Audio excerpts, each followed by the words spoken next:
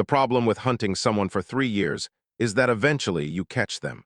Daniel Kane sat at the far end of the Nimbus Station cantina, nursing a drink that tasted like recycled coolant, watching the door.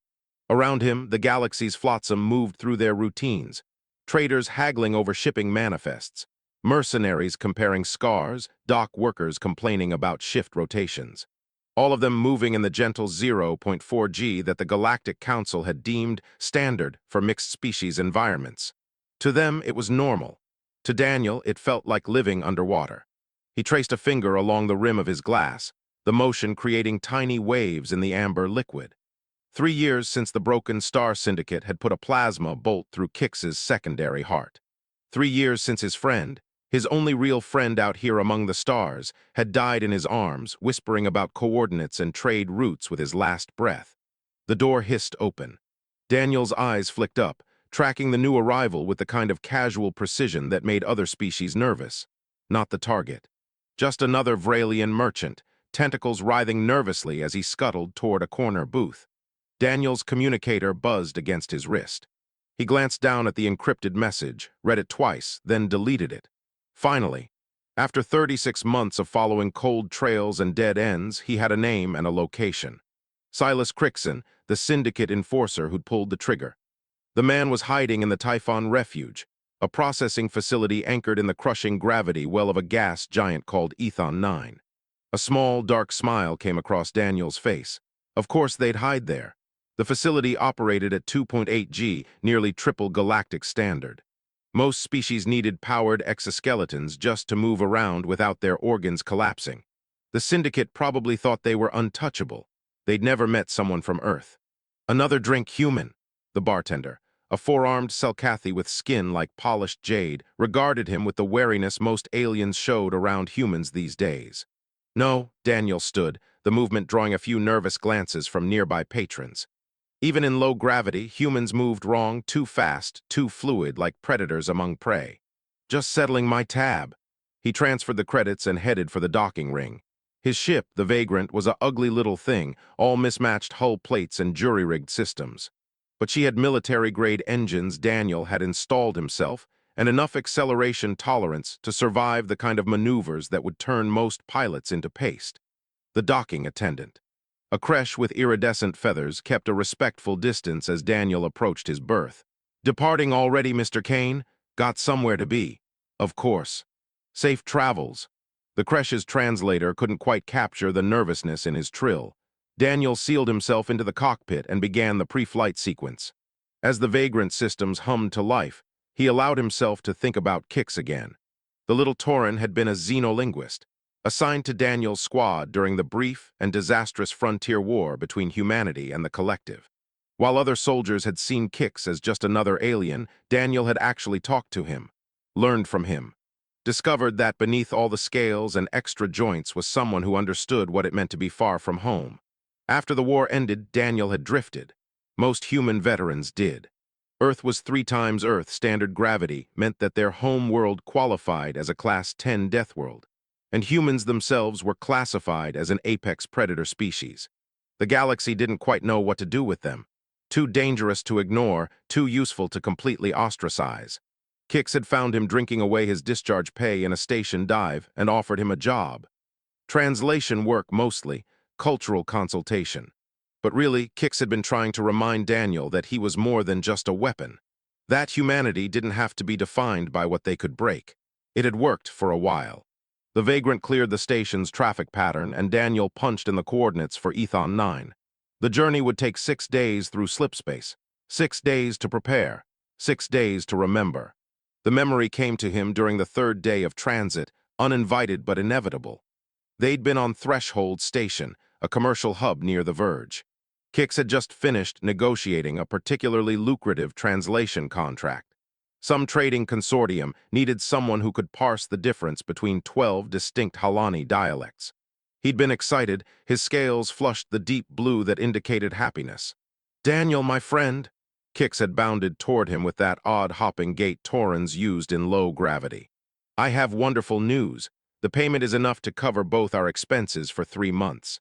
We can actually take time to choose our next contract, rather than accepting whatever desperate work we can find." Daniel had smiled. That's great, Kix. You earned it. We earned it. Kix had settled onto the bench beside him, his three-fingered hands gesturing animatedly. I would not have secured the contract without your assistance. When you explained the human concept of reading between the lines, it helped me understand the unspoken elements of Halani communication. They'd gone out to celebrate. Nothing fancy, just a meal at one of the station's nicer establishments, where the proprietor didn't mind serving humans. Kix had talked about his plans for the future, maybe opening a proper linguistics academy, somewhere species could learn to actually understand each other instead of just translating words. 3 days later, the Broken Star Syndicate had cornered him in a service corridor. Daniel had found him there, bleeding out from a plasma wound. Kix's scales had faded to a dull gray, his breathing shallow. Daniel, Kix's voice had been barely a whisper. They asked about the Vol passage. I did not tell them I would not. Don't talk. I'm getting help. No time. Kix's hand had gripped Daniel's with surprising strength. The route through the scattered stars, worth billions. They will kill anyone who knows. Crixon, he leads them. I heard his name. I'll handle it, just hold on. But Kix hadn't held on. His eyes had dimmed, his scales had gone completely gray, and Daniel had been left holding a body that weighed almost nothing in the station's gentle gravity. He'd tried going to station security, but the Broken Star Syndicate had reached, and credits bought silence across most of the frontier. The official report listed Kix's death as an unfortunate casualty of a gang dispute. Case closed. So Daniel had started hunting. Ethon 9 loomed in the Vagrant's view screen, a swirling mass of orange and red clouds, with bands of atmospheric turbulence visible even from high orbit. The Typhon Refuge clung to a rocky moon, barely larger than a space station, its facilities extending down into the crushing gravity well like the legs of a spider. Daniel brought his ship in slowly, transmitting the false credentials he'd purchased from a forger on Nimbus Station. As expected, the Syndicate's traffic control cleared him for docking without question. They were arrogant, secure in the belief that their high-gravity sanctuary made them safe. The docking clamps engaged with a heavy thunk. Daniel ran through his mental checklist one last time. No armor, it would just slow him down. A simple pressure suit for the initial approach, easily discarded. 2 plasma pistols, modified for higher output, a monofilament blade strapped to his thigh. And the only advantage that mattered. His body, forged in Earth's crushing gravity, now operating in an environment that would cripple almost anyone else. He cycled through the airlock and stepped onto the station proper. The gravity hit him like a hammer, and for the first time in years, Daniel smiled with genuine feeling. 2.8 G. It was almost like being back on Earth. The other occupants of the docking bay moved like they were walking through syrup. A crash loader in a powered exoskeleton trudged past, servos whining with effort. A pair of Syndicate guards stood watch near the main entrance, their bodies hunched under the weight, faces sheened with sweat. Daniel walked between them at a normal pace. One of them glanced up, saw the human moving freely in gravity that should have crushed him, and reached for his weapon. Daniel's fist caught him in the throat before the guard's hand even touched his holster. The man dropped, gasping. His partner managed to raise his rifle halfway before Daniel kicked it out of his hands. The weapon flew across the bay and embedded itself in the far wall with a screech of tortured metal. "Where's Crixon?" Daniel asked. The guard stared at him, eyes wide with terror and oxygen deprivation. Daniel grabbed him by the collar and lifted him one-handed. In 2.8 G, that meant hoisting nearly 3 times the man's Earth weight. He didn't even strain. "I asked you a question. Processing level, sub-level 9. The words came out in a wheeze. "Please, I just work security." Daniel dropped him. "Stay down." He moved deeper into the facility, leaving the 2 guards behind. Alarms would be sounding soon, but it didn't matter. The Syndicate's advantage had evaporated the moment Daniel stepped into their gravity well. The corridors were industrial, all exposed piping and reinforced bulkheads designed to withstand the immense pressures of operation this close to a gas giant. Emergency lighting cast everything in harsh red. Daniel's footsteps echoed against the metal floors. 3 more guards appeared at the end of the corridor, these ones ready for him. They opened fire, plasma bolts scoring the walls. Daniel moved, and in 2.8 G his earth-drained muscles made him something between a soldier and a force of nature. He crossed 20 meters in 3 leaping strides, twisted sideways to avoid the concentrated fire, and crashed into the first guard like a freight train. The man's armor crumpled. Daniel ripped the plasma rifle from his hands and used it to club the second guard across the helmet. The third managed to land a glancing shot against Daniel's shoulder, burning through his jacket and searing his skin. Daniel barely noticed.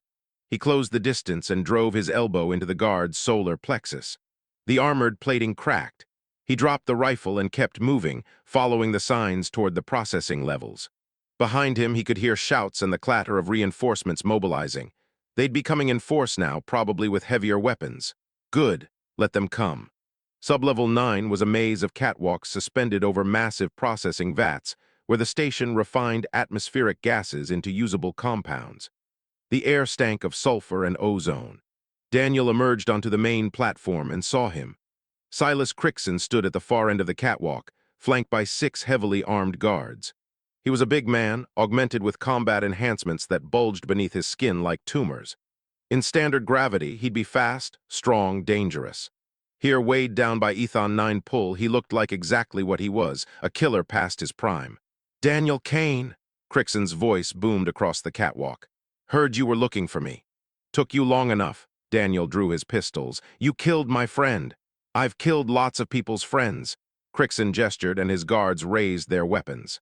"Your little Tauren knew about a very valuable piece of information. Couldn't let him share it. He wouldn't have. Kix wasn't interested in your criminal enterprise." "Maybe. Couldn't take the risk." Crichton shrugged, the motion labored under the gravity. "Besides, what's one more dead alien? Galaxies full of them." Daniel felt something cold settle in his chest. Crichton laughed, a harsh bark of sound. "You think you're some kind of action hero. This isn't one of your human movies. Kill him." The guards opened fire. Daniel moved. His Earth-conditioned reflexes made him something beyond human. He dropped low, rolled beneath the first barrage, came up firing. His first shot took a guard in the face plate. The second shattered another's knee, sending the man toppling over the catwalk railing into the processing vat below. A plasma bolt grazed his ribs. Daniel ignored it, actually leaped, over a burst of automatic fire and landed beside another guard. He grabbed the rifle, twisted it free, and used it to batter him unconscious before spinning to engage the next threat. 4 guards down, 2 remaining plus Crichton. The 2 survivors tried to retreat, backing toward their boss. Daniel shot one in the leg, causing him to collapse. The other managed 3 steps before Daniel closed the distance and drove a fist through his chest armor. The reinforced plating cracked like an eggshell. Then it was just Crichton. The Syndicate enforcer had drawn his own weapon, a massive hand cannon that looked ridiculous in the heavy gravity. "You're making a mistake, Kane. The Syndicate will hunt you forever. Let them." Daniel holstered his pistols and drew the monofilament blade. "This is between us," Crichton fired. The round would have taken Daniel's head off, but he'd already moved, circling to the left. Crichton tracked him, fired again. Daniel dodged, closed another 3 meters. "You can't dodge forever." "Don't have to." Daniel lunged. Crichton tried to bring the hand cannon around, but he was too slow, too weighed down. The monofilament blade slipped between his ribs with almost no resistance, piercing lung and heart. Crichton's eyes went wide. Blood bubbled from his mouth. "You actually did it. You crazy bastard. For kicks." Daniel twisted the blade. "You remember him, small Tauren linguist. Killed him because he knew too much?" "I remember." Crichton coughed, spraying blood across the catwalk. "Didn't even fight back, just stood there." "That's because he was a good being, better than you." "Better than me? Then why'd you waste 3 years hunting me?" Daniel pulled the blade free. Crichton collapsed, his augmented body failing in the crushing gravity. "Because somebody had to." He didn't watch Crichton die, he'd seen enough death. Instead, he walked back the way he came, past the bodies of guards who'd just been doing their jobs, through corridors now filled with blaring alarms. More guards appeared, but they were hesitant now. Word had spread about the human who moved like a ghost in their sanctuary gravity. Most of them let him pass. The few who tried to stop him went down hard. By the time Daniel reached the docking bay, station security was in full lockdown. But the Vagrant was already prepped for launch, her engines hot. He sealed himself in the cockpit, disengaged the clamps, and burned hard for orbit. Pursuit ships launched from the refuge, but they were designed for operation in the gravity well. The Vagrant, with her human-modified engines and Daniel's willingness to pull acceleration that would liquefy most pilots, left them behind in minutes. He jumped to slipspace at the earliest viable point and set course for nowhere in particular. 6 days later, Daniel found himself back on Nimbus Station, sitting in the same cantina, drinking the same terrible drink. The revenge he'd spent 3 years pursuing was done. Crixon was dead. The Broken Star Syndicate would probably send someone after him eventually, but that was a problem for future Daniel. Right now, he just felt hollow. "You look troubled, human." Daniel glanced up. A Tauren stood beside his table, scales a cautious green. Not Kix. This one was younger with different markings, but seeing the species again made something twist in his chest. "Just thinking about an old friend." "Ah," the Tauren settled onto the seat across from him without asking permission. "I am Vex. I knew Kix. He spoke of you in his final months. Said you were helping him see that humans could be more than what the galaxy feared. Did he also tell you he could be killed because some criminal scum thought he knew too much?" "He did. He also told me that if anything happened to him, you would likely do something reckless." Vex's head tilted, a gesture that conveyed something like sympathy among Taurens. "Did your reckless action bring you peace?" Daniel stared into his drink. "No. Good. Kix would not have wanted you to find peace in killing. He wanted you to find it in living." Vex pushed a data chip across the table. "He left this for you, instructions for accessing an account he set up. Said you'd earned it helping him with his work." Daniel picked up the chip, turned it over in his fingers. "Why didn't you give me this 3 years ago?" "Because 3 years ago you would have used it to fund your hunt. Now perhaps you will use it as Kix intended." "To live." The Tauren stood and headed for the exit. Daniel called after him. "What did he intend?" Vex paused at the door. "He hoped you would use it to continue his work. To teach aliens about humans and humans about aliens. To build bridges instead of burning them." The Tauren's scales shifted to a warm amber. "But that is merely hope. What you do with it is your choice." Then he was gone, leaving Daniel alone with his drink and his thoughts. Later, back on the Vagrant, Daniel accessed the account.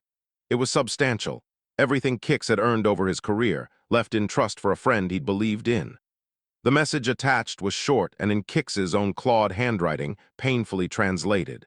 "Daniel, if you are reading this, then I have likely perished in some unfortunate manner. Please do not blame yourself. The galaxy is dangerous, and I chose to navigate it freely. But I want you to know that knowing you, learning from you, and teaching you in return was one of the great joys of my life. You helped me see that humans are not the monsters we feared, but people struggling to find their place among the stars. I hope I helped you see that aliens are not so different. Use these credits to keep building that understanding. The galaxy needs it. Your friend Kix." Daniel sat in the dim cockpit for a long time, the message displayed on the screen. Outside, the stars wheeled slowly past, indifferent to human grief and alien hope. Finally, he opened a communication channel and sent a message to the Linguistics Institute on Threshold Station. They'd been looking for someone with practical experience in human-alien relations, someone who could teach both sides to actually talk to each other. Maybe Kix had been right. Maybe Daniel could be more than a weapon. The reply came back within an hour. They were interested, very interested. Could he start next month? Daniel looked around the Vagrant's cramped cockpit, at the ship that had been his home for 3 years of hunting. Then he thought about Kix, about a little Tauren who'd seen something worth saving in a washed-up human soldier. He typed his response, "I can start next week." It wouldn't bring Kix back. It wouldn't erase the things Daniel had done in the name of revenge. But it was a start, a way to honor his friend's memory that didn't involve adding more bodies to the count. Outside the viewport, a transport ship passed by, running lights blinking in the darkness. Daniel watched it go, then engaged the Vagrant's engines and plotted a course for Threshold Station. The weight of Earth's gravity would always be with him, making him faster and stronger than the galaxy expected. But maybe, just maybe, he could use that strength for something other than breaking things. It's what Kix would have wanted.